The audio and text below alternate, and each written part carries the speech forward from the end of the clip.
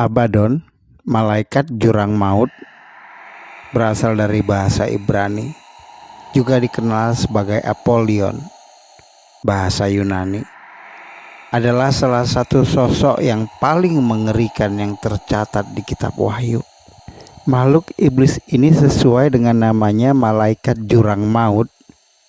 Dia sebagai salah satu penghulu setan, malaikat yang jatuh yang memerintah jurang maut atau dunia orang mati. Dia memimpin sekelompok makhluk iblis untuk menyiksa manusia, menghadirkan penghakiman saat sangkakala kelima berbunyi, yang dijelaskan dalam Wahyu Penglihatan Akhir Zaman Rasul Yohanes. Saat sangkakala kelima berbunyi, ini adalah permulaan dari akhir dunia, di mana setan dan kekuatan iblisnya akan dilepaskan. Mereka akan diizinkan untuk menarik mereka orang-orang yang menolak Kristus dan membawanya ke alam jurang maut.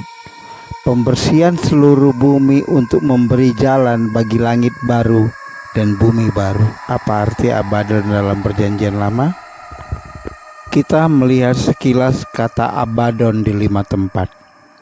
3 kali dalam kitab Ayub, sekali dalam Mazmur, dan sekali dalam Amsal. Masing-masing kejadian singkat ini menggambarkan Abaddon sebagai tempat kehancuran yang berhubungan dengan dunia orang mati, dan bahwa ia menahan malaikat-malaikat yang tidak taat pada batas-batas kekuasaan mereka, tetapi yang meninggalkan tempat kediaman mereka dengan belenggu abadi di dalam dunia kekelaman sampai penghakiman pada hari besar. Sebab jikalau Allah tidak menyayangkan malaikat-malaikat yang berbuat dosa, tetapi melemparkan mereka ke dalam neraka, dan dengan demikian menyerahkannya ke dalam gua-gua yang gelap untuk menyimpan mereka sampai hari penghakiman. Siapakah Abaddon dalam Perjanjian Baru? Perjanjian Baru membantu kita mengenali dunia alam kematian di Wahyu 9. Malaikat jatuh ini akan memulai kehancuran pada penghakiman sangkakala kelima ditiup. Mereka yang masih hidup pada masa kesengsaraan itu akan menyaksikan peristiwa-peristiwa mengerikan yang terjadi nanti. Sebuah bintang jatuh dari surga dan melepaskan sekelompok makhluk iblis mirip belalang dari jurang maut yang dipenuhi asap. Makhluk-makhluk ini kemudian ditugaskan untuk menyiksa semua orang di bumi yang telah menerima tanda binatang itu. Penglihatan Yohanes ini di Pulau Patmos sama dengan apa yang disampaikan Yesus kala masih bersama murid-murid saat dia menyampaikan tanda-tanda akhir zaman di Matius 24 ayat 29-31. Segeralah sesudah siksaan pada masa itu, matahari akan menjadi gelap dan bulan tidak bercahaya, dan bintang-bintang akan berjatuhan dari langit, dan kuasa-kuasa langit akan goncang. Pada waktu itu akan tampak tanda Anak Manusia di langit, dan semua bangsa di bumi akan meratap, dan mereka akan melihat Anak Manusia itu datang di atas awan-awan di langit dengan segala kekuasaan dan kemuliaannya. Dan ia akan menyuruh malaikat-malaikatnya dengan meniup sangkakala yang dahsyat bunyinya, dan mereka akan mengumpulkan orang-orang pilihannya dari keempat penjuru bumi, dari ujung langit yang satu ke ujung langit yang lain. Namun menurut Wahyu 20 ayat 1, tampaknya setan pada akhirnya akan dikurung dan dimateraikan di alam maut selama 1000 tahun sebelum hukuman terakhirnya, di mana ia akan dilemparkan ke dalam lautan api untuk selamanya.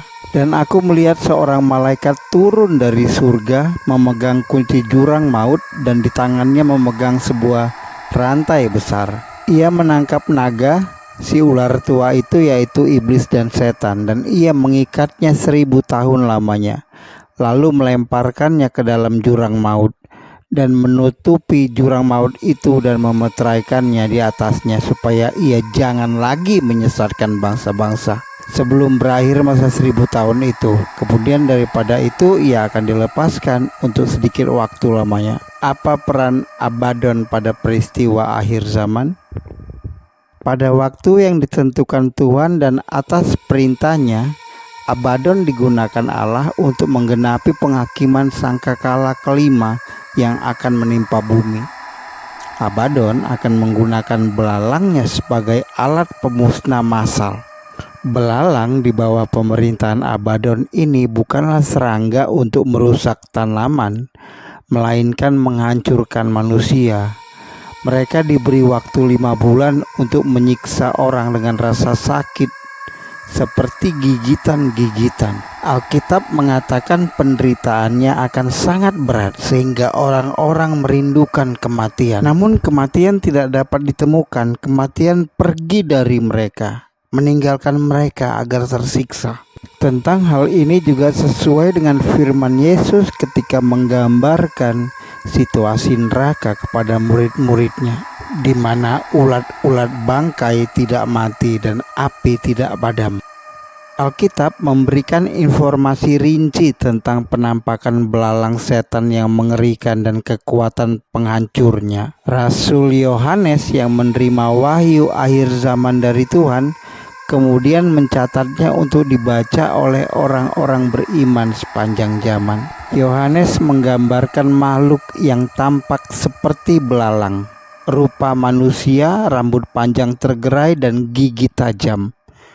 Mereka mengenakan pelindung dada dari besi dan tampak seperti kuda yang bersiap-siap. Mereka mengenakan mahkota emas di kepala mereka dan suara sayap mereka saat terbang adalah suara gemuruh yang menyerupai sekelompok kuda yang sedang berlari ke medan perang.